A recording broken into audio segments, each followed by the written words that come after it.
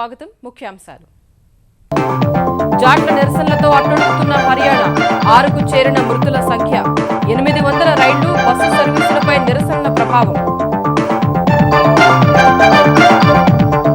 హర్యానా ఆందోళనతో ఢిల్లీకి నీటి కొరత సంక్షోభం పరిష్కరించాలని కేంద్రానికి కేజ్రీవాల్ సర్కారు వినతి సుప్రీంలో అత్యవసర పిటిషన్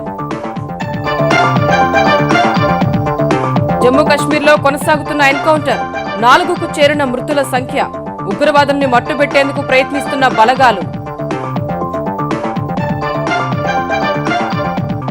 వరంగల్కు కొత్త ఐటీ సంస్థలు విస్తరించాలన్న కేసీఆర్ మరో అంకుర కేంద్రానికి ప్రభుత్వమే నిధులు ఇస్తుందని వెల్లడి పంచాయతీరాజ్ శాఖపైన సమీక్ష పాలమూరు రంగారెడ్డి ప్రాజెక్టుకు 17 మంది గుత్తేదారులు 18 ప్యాకేజీలకు మొత్తం 52 బిడ్లు దాఖలు ఈ నెల 29న ప్రైస్ బిడ్ తెరవనున్న ప్రభుత్వం నవ్యాంధ్రకు స్పెయిన్ ఆటో దిగ్గజ సంస్థ ఆప్లస్ దొనకొండలో వాహన పరీక్ష అభివృద్ధి కేంద్రం 2000 కోట్ల పెట్టుబడితో 1000 మందికి ఉద్యోగాలు ఎర్రచందనం చెట్లు నరికితే 5 ఏళ్ల వరకు జైలు ఆంధ్రప్రదేశ్ అటవీ చట్టంలో మార్పులకు కేంద్రం ఆమోదం ఇకపై బెయిల్కు వీల్లేని కేసులు నమోదు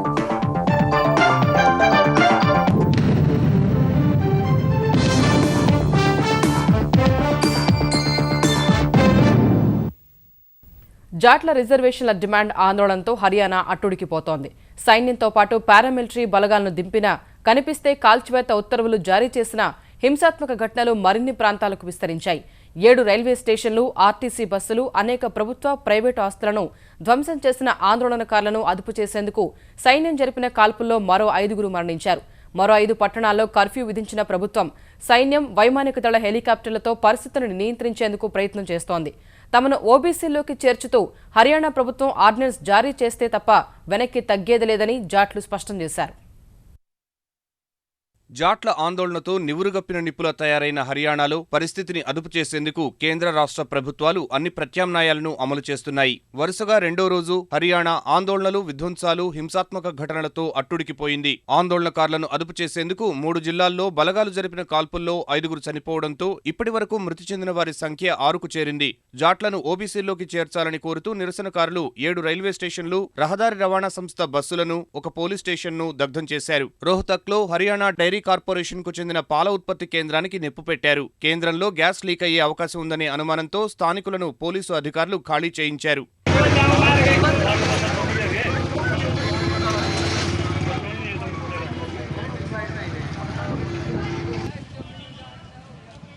ఆందోళనలు విస్తరించడంతో మరో 5 పట్టణాల్లో కర్ఫ్యూ విధించారు చాలా చోట్ల రైలు రహదారి మార్గాలను ఆందోళనకారులు దిగ్బంధించడంతో ఢిల్లీ పంజాబ్ హిమాచల్ జమ్మూ కశ్మీర్ రాజస్థాన్ రాష్ట్రాలకు వెళ్లే సర్వీసులకు తీవ్ర విఘాతం కలుగుతోంది దాదాపు 800 రైల్వే సర్వీసులపై ప్రభావం పడగా ఉత్తర వాయువ్య రైల్వేలపైనే అధిక ప్రభావం పడింది మొత్తం 213 రైళ్లను రద్దు చేసినట్లు అధికారులు ప్రకటించారు 136 రైళ్లను దారి మళ్లించారు మరో 68 సర్వీసులను పాక్షికంగా రద్దు చేశారు పరిస్థితిని అదుపులోకి తెచ్చేందుకు 15 కంపెనీల రిజర్వ్ బలగాలు హర్యానా సాయుధ బలగాలు 3 కంపెనీల పారామిలిటరీ బలగాలు 2 సైనిక పటాలాలకు తోడు 250 మందిని బరిలోకి దింపినట్లు భారత వైమానిక దళం ప్రకటించింది జాట్లు దిగ్బంధించిన ప్రాంతాలకు వెళ్లేందుకు సైన్యం వైమానిక దళం హెలికాప్టర్లనే వినియోగిస్తున్నాయి ఆందోళన కారణంగా దేశంలోనే అతిపెద్ద కార్ల ఉత్పత్తి సంస్థ మారుతి సుజుకి గుర్గాం మనేసర్ కేంద్రాల్లో ఉత్పత్తిని నిలిపివేసింది కైతాల్ హన్సీ జిల్లాల్లో జాట్లకు జాట్లేతరులకు మధ్య జరిగిన ఘర్షణల్లో 10 మంది గాయపడినట్లు తెలుస్తోంది ప్రభుత్వం జాట్ల అన్ని డిమాండ్లు అంగీకరించిందని సాక్షాత్తు ముఖ్యమంత్రి మనోహర్ లాల్ ఖట్టర్ ప్రకటించినా జాట్ నాయకులు ఆందోళన విరమించేందుకు నిరాకరించారు తమను ఓబీసీల్లో చేర్చుతూ హర్యానా ప్రభుత్వం ఆర్డినెన్స్ జారీ చేస్తేనే తమ నిరసన కార్యక్రమాలను ఆపుతామని ప్రకటించారు అటు హర్యానాలో పరిస్థితిపై హోంమంత్రి రాజ్నాథ్ సింగ్ ఆధ్వర్యంలో కేంద్రంలోని సీనియర్ మంత్రులు సమావేశమై సమీక్షించారు మరోవైపు ఉత్తరప్రదేశ్కు చెందిన పలువురు జాట్ నాయకులు ఢిల్లీలో కేంద్ర హోంమంత్రిని కలిసి తమ రిజర్వేషన్ల అంశంపై సత్వరమే నిర్ణయం తీసుకోవాలని కోరారు జాట్లు శాంతించాలని సమస్యలను పరిష్కరించేందుకు కేంద్రం హర్యానా సర్కార్ తమ వంతు ప్రయత్నం చేస్తున్నాయని రాజ్నాథ్ వారికి వివరించారు హర్యానాలో జాట్ల ఆందోళన పొరుగు రాష్ట్రాలపై తీవ్రంగా పడుతోంది ఇప్పటికే రైలు రోడ్డు మార్గాలపై ప్రభావం పడగా ఢిల్లీకి తీవ్ర తాగునీటి కొరత తలెత్తింది పొరుగున ఉన్న హర్యానా నుంచి మునాక్ కాలువ ద్వారా వచ్చే నీరు నిలిచిపోవడంతో ఢిల్లీలోని 7 తాగునీటి సరఫరా కేంద్రాలు మూతపడ్డాయి ప్రస్తుత నిల్వలు నేటి వరకే వస్తాయని వెంటనే తాగునీటిని పునరుద్ధరించేలా కేంద్రానికి ఆదేశాలివ్వాలని కేజ్రీవాల్ సర్కారు సుప్రీంకోర్టులో అత్యవసర పిటిషన్ దాఖలు చేసింది ఈ పిటిషన్పై నేడు లేదా రేపు విచారణ జరిగే అవకాశం ఉంది హర్యానాలోని జాట్ల ఆందోళన దేశ రాజధాని ఢిల్లీకి తాగునీటి కష్టాలను తెచ్చిపెట్టింది. హర్యానా నుంచి మునాక్ కాలువ ద్వారా వచ్చే నీటినే ఢిల్లీలోని వివిధ ప్రాంతాల్లో శుద్ధి చేసి ప్రజలకు సరఫరా చేస్తారు. రిజర్వేషన్ల కోసం అన్ని ప్రాంతాలను దిగ్బంధించడంతో మునాక్ కాలువ ద్వారా వచ్చే నీటి సరఫరా నిలిచిపోయి ఢిల్లీలోని 7 తాగునీటి సరఫరా కేంద్రాలు దాదాపుగా మూతపడ్డాయి. ఉన్న నీటితో నేటి వరకు మాత్రమే తాగునీరు అందే పరిస్థితి ఉందని తెలిపిన ఢిల్లీలోని ఆమ్ ఆద్మీ సర్కార్ సరఫరా అందని ప్రాంతాల్లో ట్యాంకర్లతో అందించాలని ఆదేశించింది. ఢిల్లీ ఉప ముఖ్యమంత్రి మనీష్ సిసోడియా, జలవనరుల శాఖ మంత్రి కపిల్ మిశ్రా రాత్రి కేంద్ర హోంమంత్రి రాజ్నాథ్ సింగ్ ను కలిసి తాగునీటి కొరతను వివరించి పరిస్థితిని చక్కదిద్దాలని కోరారు. ఈ సమస్యకు పరిష్కారం కనుక్కుంటామని రాజ్నాథ్ సింగ్ వారికి హామీ ఇచ్చారు. అనంతరం సైన్యం సాయంతో మునాక్ కాలువ ద్వారా నీటి పునరుద్ధరణకు చర్యలు తీసుకునేలా కేంద్రాన్ని ఆదేశించాలని కోరుతూ కేజ్రీవాల్ సర్కార్ సుప్రీంకోర్టులో రాత్రికి రాత్రే అత్యవసర అభ్యర్థన దాఖలు చేసింది. తమ పిటిషన్ను కోర్టు అంగీకరించిందని, నేడు సుప్రీంకోర్టు విచారణ చేపట్టవచ్చని ఢిల్లీ జలవనరుల శాఖ మంత్రి ట్విట్టర్లో ప్రకటించారు. తమ ఇంజనీర్లతో ప్రత్యామ్నాయ చర్యలపై సమీక్ష నిర్వహిస్తున్నట్లు ఆయన ప్రకటించారు.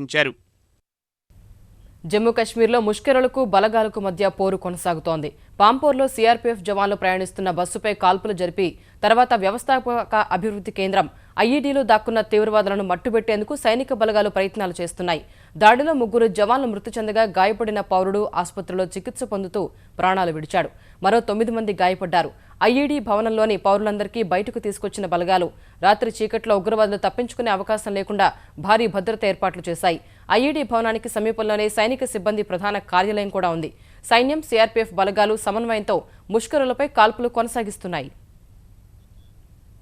ఆంధ్రప్రదేశ్లో 2,000 కోట్ల రూపాయల పెట్టుబడి పెట్టేందుకు మరో ఆటోమొబైల్ సంస్థ ముందుకొచ్చింది.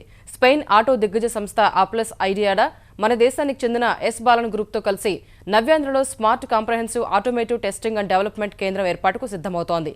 గుంటూరు జిల్లా దొనకొండలో 1000 ఎకరాల్లో ఏర్పాటు చేయనున్న కేంద్రం ద్వారా 1000 మందికి ఉద్యోగ అవకాశాలు కల్పించనున్నారు. ఈ మేరకు విజయవాడలో ముఖ్యమంత్రి చంద్రబాబును కలిసిన ఆప్లస్ ఐడియాడా ప్రతినిధులు రాష్ట్రంలో పెట్టుబడులపై సుదీర్ఘంగా చర్చించారు. ఆటోమోటివ్ ఉత్పాదకులు, వెహికల్ ఒరిజినల్ ఎక్విప్మెంట్ మ్యానుఫ్యాక్చరర్లు, కాంపోనెంట్ సప్లయర్లు, టైరు తయారీదారులకు తమ కేంద్రం ఉపయుక్తంగా ఉంటుందని వెల్లడించారు. రహదారుల నిర్మాణంలోనూ ఆధునిక సాంకేతికత తీసుకురావడానికి ప్రయత్నిస్తున్నట్టు చంద్రబాబు వారికి చెప్పారు. నూతన ఆవిష్కరణ ఆలోచనలతో ముందుకొచ్చే సంస్థలను ప్రోత్సహిస్తామని సీఎం వారికి వివరించారు. ఇసుజు ప్రతినిధులు కూడా చంద్రబాబును కలిసి భారత్లో తమ సంస్థ ప్రణాళికలపై చర్చించారు.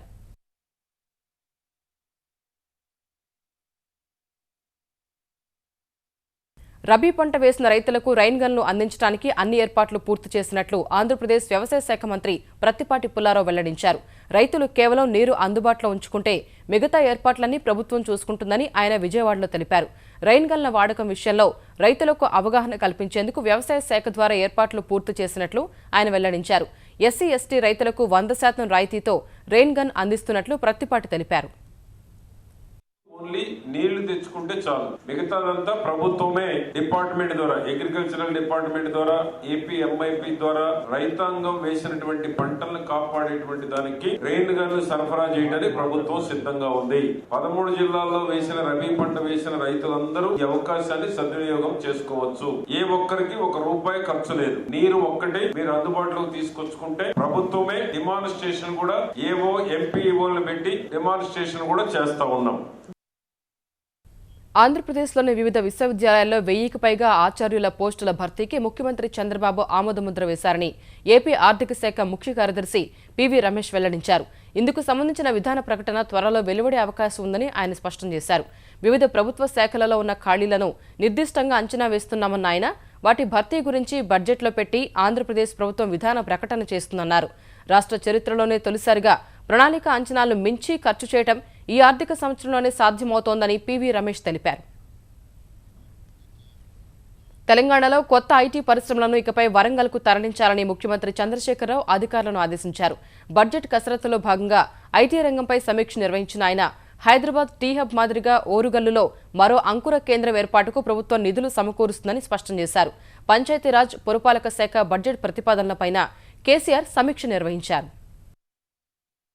అభివృద్ధిని అన్ని ప్రాంతాలకు విస్తరించాలనే సంకల్పంతో ఉన్న తెలంగాణ ప్రభుత్వం వరంగల్కు ఐటీ రంగాన్ని విస్తరించాలని నిర్ణయించింది. పరిశ్రమలతో హైదరాబాద్ కిక్కిరిసిపోతున్నందున వరంగల్కు ఐటీ రంగాన్ని విస్తరించాలని బడ్జెట్ ప్రతిపాదనలపై సమీక్షించిన ముఖ్యమంత్రి కేసీఆర్ ఆదేశించారు. హైదరాబాద్లో ప్రధాన కార్యాలయాలు ప్రారంభించడానికి ప్రముఖ సంస్థలు ముందుకు రావడం శుభపరిణామమన్న ఆయన ఈ చర్యతో యువతకు ఉపాధి లభించడం సహా రాష్ట్ర ఆర్థికాభివృద్ధికి దోహదం చేస్తుందని అభిప్రాయపడ్డారు. ఐటీ కంపెనీల కార్పొరేట్ సామాజిక బాధ్యతా నిధులను ప్రజా అవసరాలు తీర్చే కార్యక్రమాలకు ఖర్చు చేయాలని చేయాలని స్పష్టం చేశారు. టీ హబ్ సత్ఫలితాలను ఇస్తోందన్న కేసీఆర్ రెండో అంకుర కేంద్రం వరంగల్లో ఏర్పాటు చేయాలని ఐటీ శాఖను ఆదేశించారు. ఇందుకు కావలసిన నిధులను బడ్జెట్లో కేటాయిస్తామని హామీ ఇచ్చారు. ఓరుగల్లులో ఐటీ అభివృద్ధికి అపార అవకాశాలు ఉన్నాయని కేసీఆర్ అభిప్రాయపడ్డారు. అనంతరం తెలంగాణ పంచాయతీరాజ్ శాఖ బడ్జెట్ ప్రతిపాదనలను పరిశీలించిన కేసీఆర్ ఉపాధి హామీ పథకంలో చేసే పనులు ఫలితాలనిచ్చేలా ఉండాలని స్పష్టం చేశారు. వేల కోట్ల రూపాయలు ఖర్చు చేస్తున్నప్పటికీ గ్రామాల్లో అభివృద్ధి పనులు జరగడం లేదని, ఆస్తుల సృష్టి లేదని అభిప్రాయపడ్డారు. ఉపాధి హామీ ద్వారా శ్మశాన వాటికలు, సిమెంట్ రహదారులు,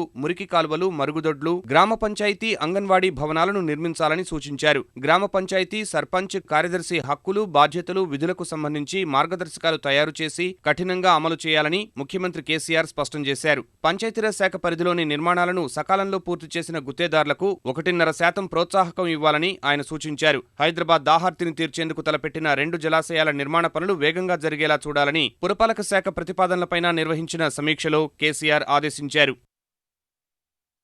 29,928 కోట్ల విలువైన రంగారెడ్డి ఎత్తిపోతల పథకం పనులకు 17 మంది గుత్తేదారులు టెండర్ దాఖలు చేశారు. 18 ప్యాకేజీలుగా పనులు విభజించి టెండర్లు పిలువగా మొత్తం 52 బిడ్లు దాఖలయ్యాయి. నవయుగ ఇంజనీరింగ్, గాయత్రి కన్స్ట్రక్షన్ కంపెనీలు 8 ప్యాకేజీలకు టెండర్లు దాఖలు చేశాయి. కేఎన్ఆర్ కన్స్ట్రక్షన్స్ 6 ప్యాకేజీలకు, ఎల్ఎన్టీ, మెగా ఇంజనీరింగ్, హెచ్సిఎస్ కంపెనీలు 4 ప్యాకేజీలకు దాఖలు చేశాయి.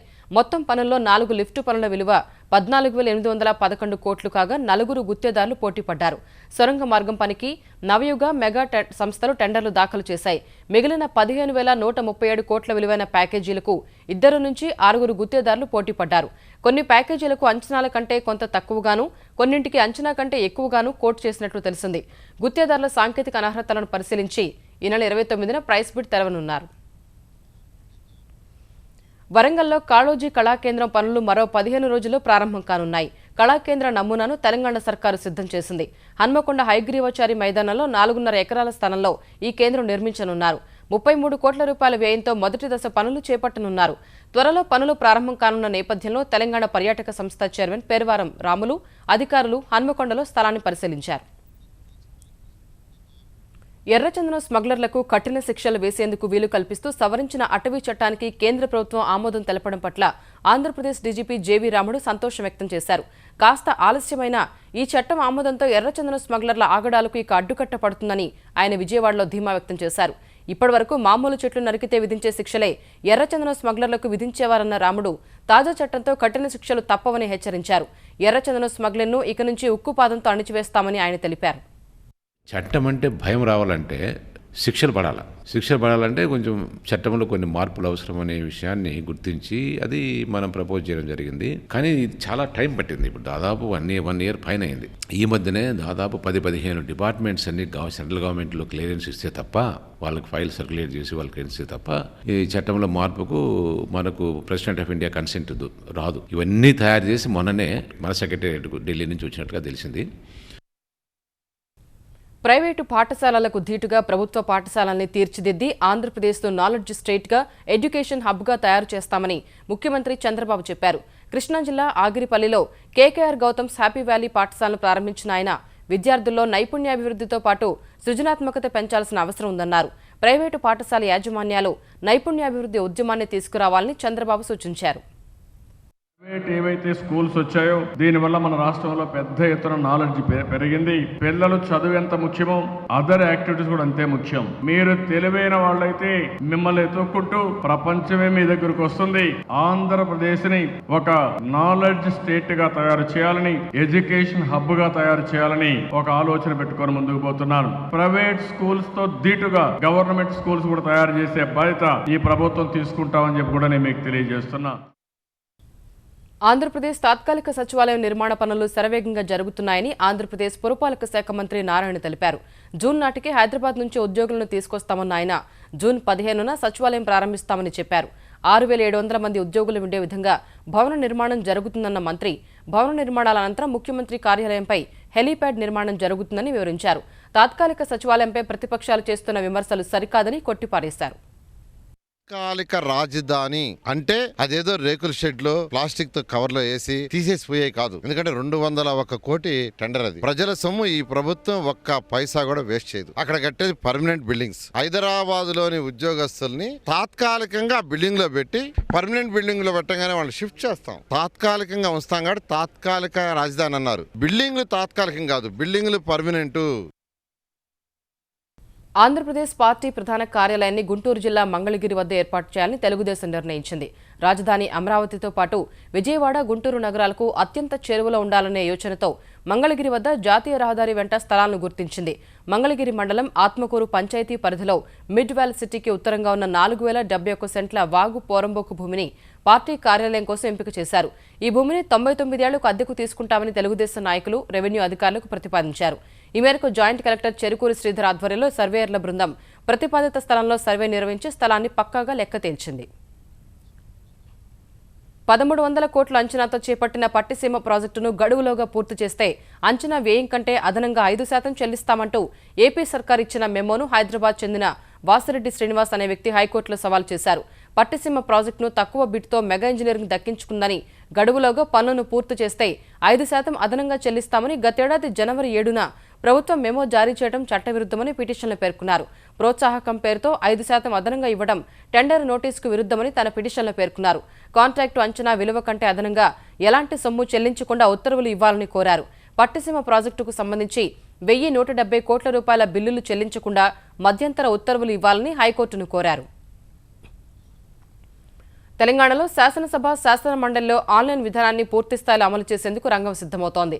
తొలి దశలో ఎలక్ట్రానిక్ సమాచార విధానాన్ని అమలు చేయనున్నారు.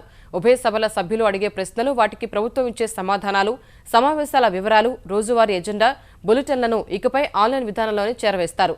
వచ్చే నెలలో జరగనున్న తెలంగాణ బడ్జెట్ సమావేశాల నుంచే ఈ విధానం అమలు చేయాలని నిర్ణయించారు. ఇందుకోసం ఎమ్మెల్యేలు, ఎమ్మెల్సీల ఈమెయిల్ ఖాతాల వివరాల్ని తెలంగాణ శాసనసభ సచివాలయం సేకరించింది. ప్రశ్నలు, జవాబులు, ఎజెండా, బులెటిన్లు పంపేందుకు వీలుగా సెంటర్ ఫర్ గుడ్ గవర్నెన్స్ కొత్త సాఫ్ట్వేర్ను రూపొందించింది. ప్రభుత్వంతో సమాచార మార్పిడి, ప్రశ్నలకు సంబంధించి ప్రత్యుత్తరాలను ఆన్లైన్లోనే జరిపేందుకు ప్రభుత్వ శాఖల కార్యదర్శుల ఈమెయిల్ ఖాతాలను సేకరించారు. రెండో దశలో సభా కార్యకలాపాలను కూడా పూర్తి స్థాయిలో ఆన్లైన్లోనే నిర్వహించాలని భావిస్తున్న అధికారులు సభలో ఎజెండా, ప్రశ్నోత్తరాలు వంటి వివరాలు తెరపై కనపడేలా ఏర్పాట్లు చేయనున్నారు. శాసనసభ వెబ్సైట్కు మరిన్ని మెరుగులు దిద్దనున్నారు. గల్ఫ్ దేశాల్లో దుర్భర పరిస్థితులు అనుభవిస్తున్న తెలంగాణ పౌరులను కాపాడటం సహా మంచి కంపెనీల్లో చట్టబద్దమైన రీతిలో యువతకు ఉపాధి కల్పించేందుకు Telangana overseas man power company TOMCOM దుబాయ్లో రోడ్ షో నిర్వహించింది. ఈ కార్యక్రమంలో పాల్గొన్న టామ్కామ్ చైర్మన్, తెలంగాణ హోంమంత్రి నాయనిని గల్ఫ్లోని కంపెనీలతో ఒప్పందాలు చేసుకోవడం ద్వారా తెలంగాణ యువతకు ఉద్యోగ అవకాశాలు కల్పించే ప్రయత్నం చేస్తున్నట్లు చెప్పారు. తమ ప్రభుత్వ ప్రయత్నాలపై విదేశీ సంస్థలు ఆసక్తి కనబరచడంతో పాటు హైదరాబాద్లో శాఖలు నెలకొల్పే ప్రయత్నం చేస్తున్నట్లు ఆయన వివరించారు. తెలంగాణకు చెందిన దాదాపు 10 లక్షల మంది గల్ఫ్ ప్రాంతంలో ఉద్యోగాలు చేస్తున్నారన్న నాయని దళారీలను నమ్మి చట్టబద్దం కాని వీసాలతో ఉద్యోగం చేయడం నేరమన్నారు.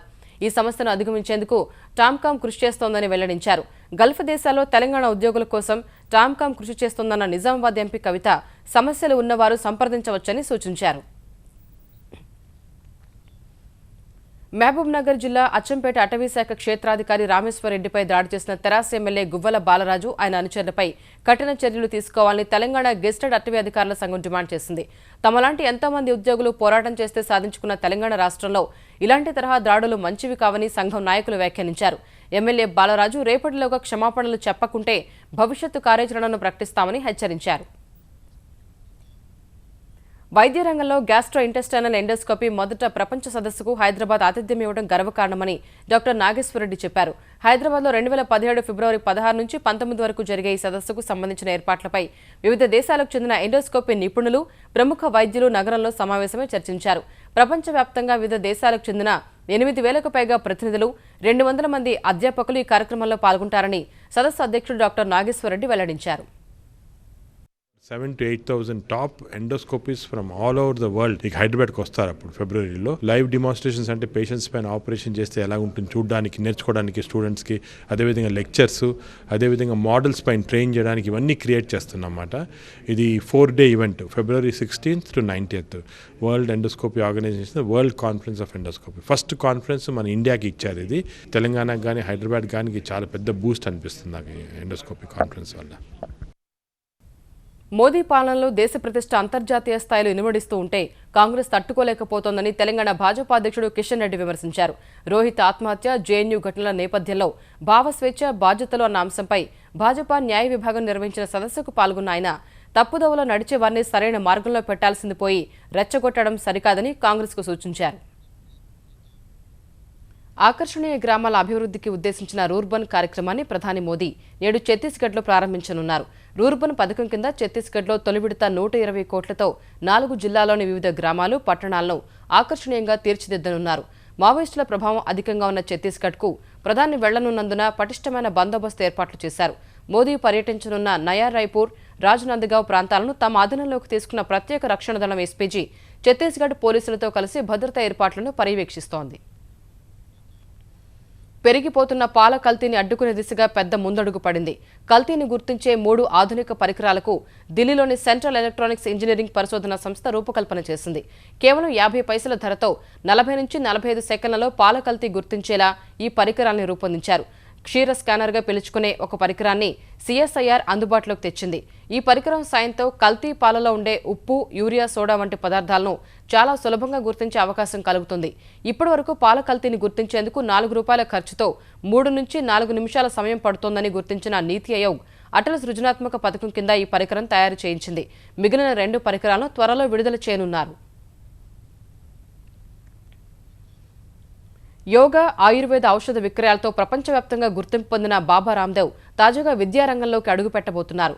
వచ్చే 5 ఏళ్లలో ఒక విశ్వవిద్యాలయాన్ని స్థాపించబోతున్నట్లు మధురలో ప్రకటించారు.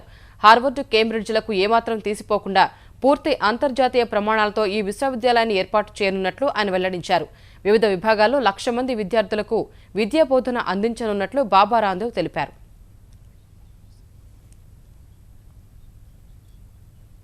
ఈటీవీ న్యూస్ సమాప్తం. నమస్కారం.